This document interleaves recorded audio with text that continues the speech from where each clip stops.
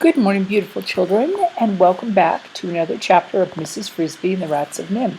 Today, our chapter is called the Toy Tinker, and we are going to learn what happens when the rats finally leave the Boniface estate, which has been a great place for them to live. We left the Boniface estate on the 1st of May, said Nicodemus. We knew a lot more than when we went in. We had been there 8 months. Then, said Justin, we found the toy tinker. They were back in Nicodemus's office. Mr. Ages, having rested, sat with them. Not quite yet, said Mr. Ages. No, said Nicodemus. That was in late summer when we first got out. We began searching for a place to live permanently, or at least a place where we could stay as long as we wanted. We had a pretty clear idea of what we were looking for. We had plenty of time to talk about it on the long winter evenings in the library between reading books in the Boniface estate. The reading we did, we knew very little about the world, you see, and we were very curious. We learned about astronomy and electricity, biology, mathematics, about music and art. Why, I even read quite a few books of poetry and got to like it pretty well. But what I liked best was history. I read about the ancient Egyptians and the Greeks and the Romans and the Dark Ages when the old civilizations fell apart and only people who could read and write were the monks, the priests, the holy people. They lived apart in monasteries. They led the simplest kinds of lives and studied and wrote and grew their own food and built their own houses and furniture. Why, they even made their own tools and their own paper. Reading about that, I began getting some ideas of how we rats might live. Most of the books were about people. We tried to find some about rats, but there wasn't very much. We did find a few things. There were 2 sets of encyclopedias that had sections on rats. From them, we learned that we were about the most hated animals on the earth, except for maybe snakes and germs. That seemed strange to us and just unfair, especially when we learned that some of our close cousins, the squirrels, for instance, and the rabbits, were very well liked. But people think we spread diseases, and I suppose possibly we do, though never intentionally, and surely we never spread as many diseases as people themselves spread. Still, it seemed to us that the main reason that we were hated must have been that we always lived on by taking and stealing from others. From the earliest times, rats lived around the edges of human cities and farms, stowed away on men's ships, gnawed holes in their floors, and stole their food. Sometimes we were accused of biting human children. I didn't believe that, nor did any of us, unless it was some kind of a subnormal rat, bred in the worst of city slums, and that, of course, can happen to people you know. Had we then no use for the world? One encyclopedia had a sentence of praise for us. The common rat is highly valued as an experimental animal in the medical research field due to its toughness, intelligence, versatility, and biological similarities to man. We knew quite a bit about that already, having been in a science lab. But there was one book written by a famous scientist that had a chapter about rats. Millions of years ago, he said rats seemed to be ahead of all the other animals, seemed to be making a civilization of their own. They were well organized and built quite complicated villages in the fields. Their descendants today are the rats known as prairie dogs. But somehow it didn't work out. The scientists thought maybe it was because rats' lives were too easy, while other animals, especially the monkeys, were living in the woods and getting tougher and smarter. The prairie dogs grew soft and lazy and made no progress at all. Eventually the monkeys came out of the woods walking on their hind legs and took over the prairies and almost everything else.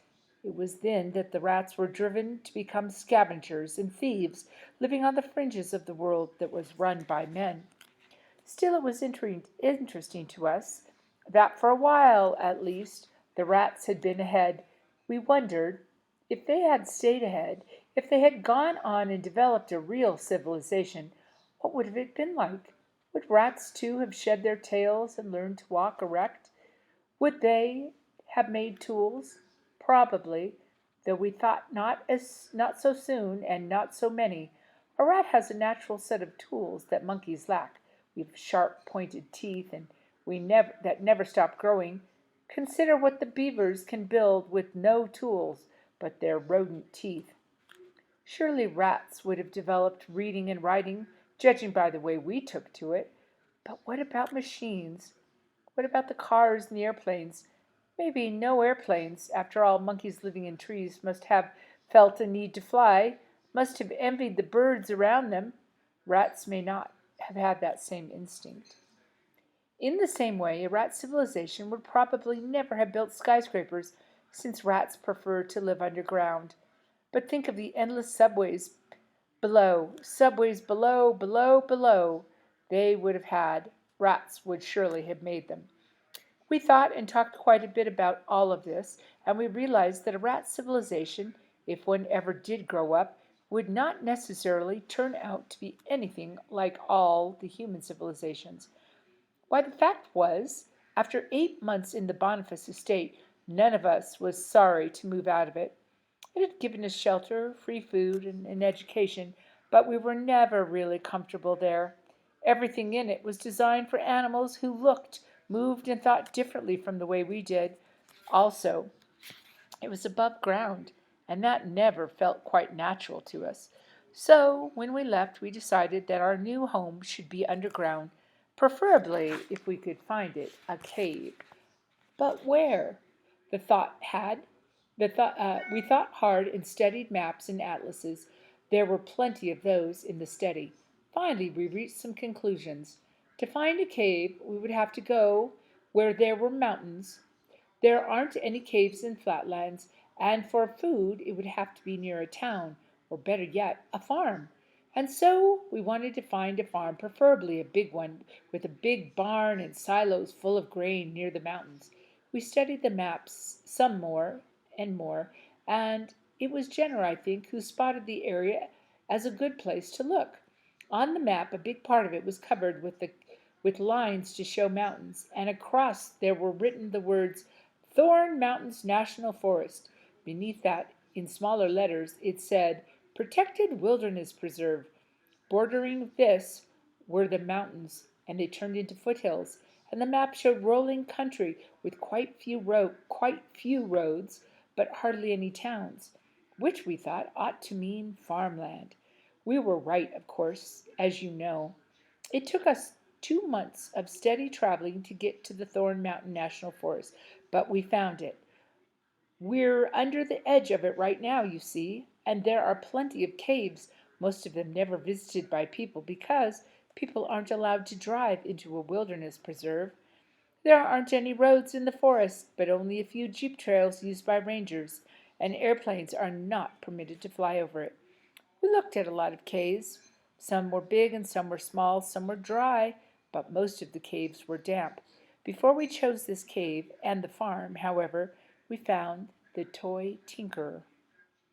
It began as a sad sort of a thing. We found an old man lying in the woods one morning near a jeep, not so far from here, and the man was dead. We don't know how he died. We guessed it must have been of a heart attack. He was dressed in a black suit, old-fashioned in style, but neat, not ragged. His hair was white and his face looked gentle. I wonder who he was and where he was going, Justin said. Well, whoever he was, Jenner said, he wasn't supposed to be in here at all. We ought to bury him, I said. And so we did, not by digging a grave, but by covering him with a high mound of leaves and stones and twigs and earth. It was in gathering material for this mound that Justin made the second discovery. He was back in the bushes out of sight. Look here, he called. I've found a truck. It was a very ancient truck with a small round hood, but it had been lovingly polished and was wonderfully shiny. The body, which was square and large, had been rebuilt and painted red and gold. It had little windows with white curtains, and behind them, lettered in gold, were signs. The Toy Tinkerer. Toys, repairs, hobbies, kits, model sets, electrical toys, all work guaranteed.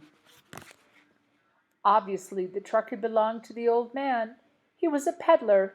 He sold and mended toys. The red and gold wagon was his shop and his home, I guess, and he had driven into the woods to camp for the night. It was against the law, of course, and so he had to conceal the truck behind some bushes off the trail under a big birch tree.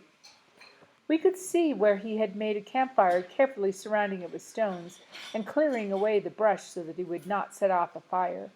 Beyond the tree a narrow brook flowed. It was a peaceful spot, and we could see what had probably caused the old man's death. One wheel of the truck had sunk into the soft earth, and it was stuck. A shovel lay near it. He had been trying to dig it out. The work had been so hard for him, and he had started to go for help when he must have collapsed of a heart attack. This much we could figure out just by looking, and then somebody said, "Hey, whose truck is it now?" "Well, I suppose it belongs to his heirs," I said. "Whoever they are," said Jenner. "He may not even have any relatives. He seems to have been all alone." "Anyway," said someone else, "how would they ever find it?" "That is true," I said. "We don't know who he was, and if we did, we have no way of notifying anyone. So I suppose if we want it, the truck is ours.